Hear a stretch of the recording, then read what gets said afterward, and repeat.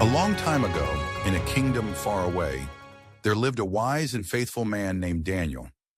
He was kind, honest, and loved God with all his heart.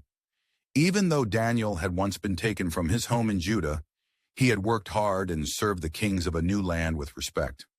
Now, during the rule of King Darius, Daniel was one of the most important leaders in the kingdom. King Darius chose 120 helpers called satraps to help him run the land. And over them, he picked 3 supervisors. Daniel was one of them. Daniel did his job so well that the king thought about putting him in charge of the entire kingdom. Why? Because Daniel was trustworthy, wise, and had a special spirit that came from God. But not everyone was happy for Daniel. The other leaders grew jealous. They didn't like that Daniel was so respected, and they wanted to get him into trouble.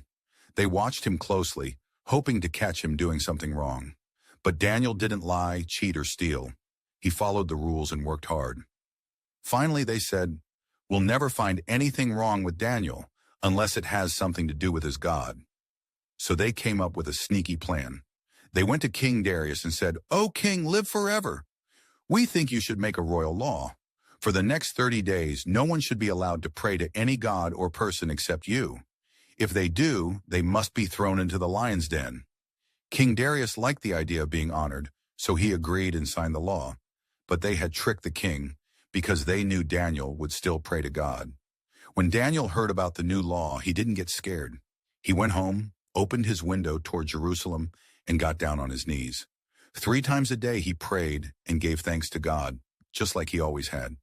The jealous men rushed to Daniel's house. They saw him praying and ran straight to the king. "Daniel broke your law," they shouted. "He prayed to his God." The king was very upset. He liked Daniel and didn't want to hurt him. He tried all day to find a way to save Daniel, but the law could not be changed. So with a heavy heart, King Darius gave the order. Daniel was taken to the lion's den. Before the stone was rolled in place, the king said, "Daniel, may your God, whom you serve so faithfully, rescue you." The stone was sealed, and Daniel was left with the hungry lions. That night, King Darius couldn't eat. He couldn't sleep. He didn't want to be entertained. All he could do was worry and hope Daniel was safe.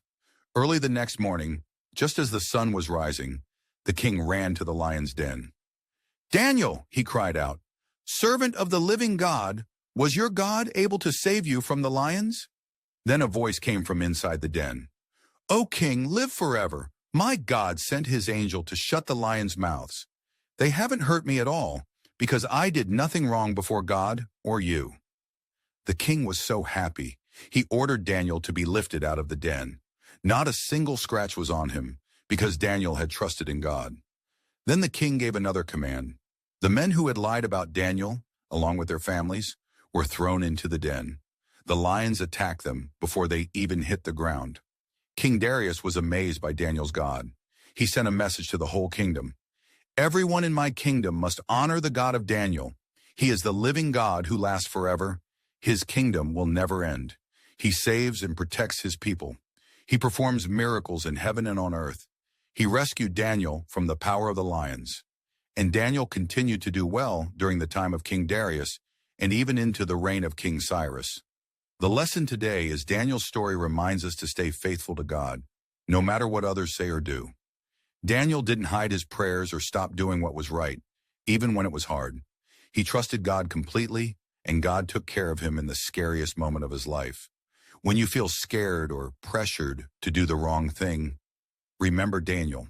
Trust God, keep doing what's right, and know that he is always with you. Yes, even in the lion's den. Until next time, be brave, be kind, keep trusting God, and see you next time on Kingdom Bites.